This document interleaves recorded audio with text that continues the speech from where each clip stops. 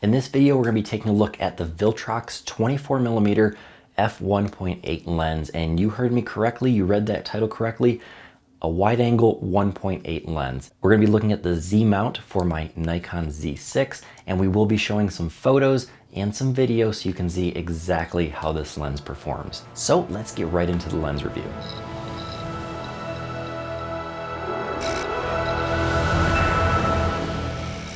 So Viltrox sent me this lens about 3 to 4 weeks ago. So I've been playing with it. I've taken it on a couple shoots.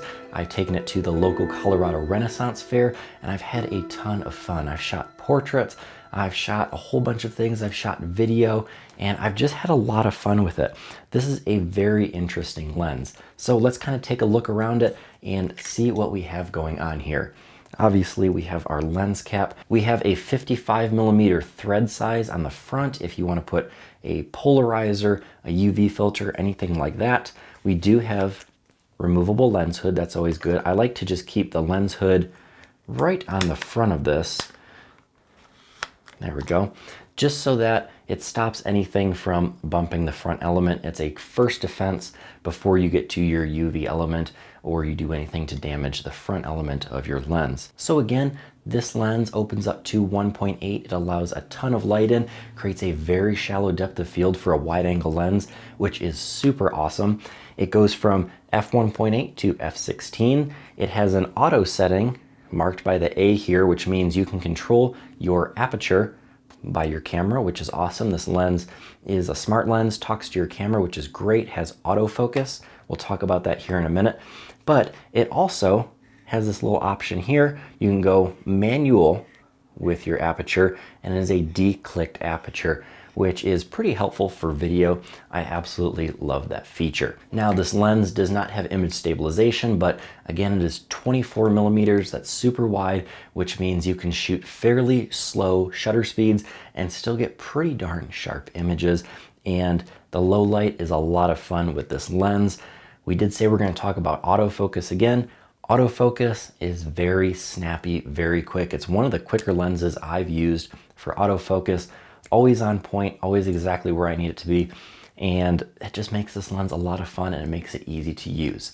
Now, as I say a lot, photography is not about gear, but when you can find a piece of gear that motivates you to shoot more and is just a pleasure to use, and this is one of those pieces of gear, it makes everything better. It makes you want to pick up your camera more when you enjoy picking up your camera and you're getting great images. As I said before, I did a lot of video at the Renaissance Fair. I will be showing that at the end of this video. And this is great for following people around, for doing like vlogging, documentary. You're just capturing such a wide frame, but you are also getting that very shallow depth of field, which I rarely like to use this word, but this lens feels very cinematic. And it's that, again, very wide frame, but very shallow depth of field that does that.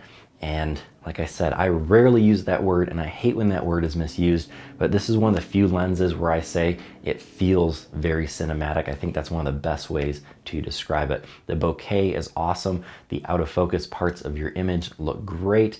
And again, that is such a difficult thing to achieve, as you know, on wide angle lenses. So this Viltrox wide angle lens really delivers when it comes to quality, sharpness. The photos I take are tack sharp, and I love that. With that shallow depth of field, this lens is just a performer.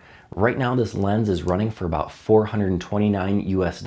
I will have links in the description, and I will also have links in the description to the photos that I've taken in my blog. If you didn't know, I do have a RunNGun blog. I try and do a blog post for every video that I do, and I can usually do a little bit sharper images on the blog than I can in the YouTube video, just because of YouTube's compression, my own video compression. So if you would like to see some very sharp photos, because this lens does take some very sharp photos with my Z6, which this combination is just great. Love the Z6. I love this lens. But again, if you'd like to see those sharp photos and see them in almost their full quality, you can take a look at my RunNGun blog, which again will be linked down in the description. So overall, what do I think about this lens? I think it's great. This is one of my favorite lenses that I've used in a while. I love the fact that Viltrox made it a Z mount for the new Z camera series that does remove about an inch, inch and a half from the length of the lens because I don't have to use that big FTZ adapter. Fits right on the Z6 body. And as you can see, this is a great little handheld, shoot it one hand easily. It's a great little kit to have, great lens. It's a lot of fun. The build quality seems great so far. I've shot as much as I could in the past 3 to 4 weeks. I even held off making this review for another week just so that I could squeeze in one more portrait shoot just to show you guys how sharp those eyes are when you nail that focus on the eyes, tack sharp, which is again very easy because this focus, very snappy, great autofocus, and this lens is just a lot of fun. We've talked about most of the features in this lens, and again, features and specs are great, but it really comes down to the performance, the sharpness, the bokeh. Those are the things that I'm going to judge a lens by. So I won't keep you waiting any longer. Let's take a look at some of the photos and some of the video that I've taken with this really awesome 24mm 1.8 lens.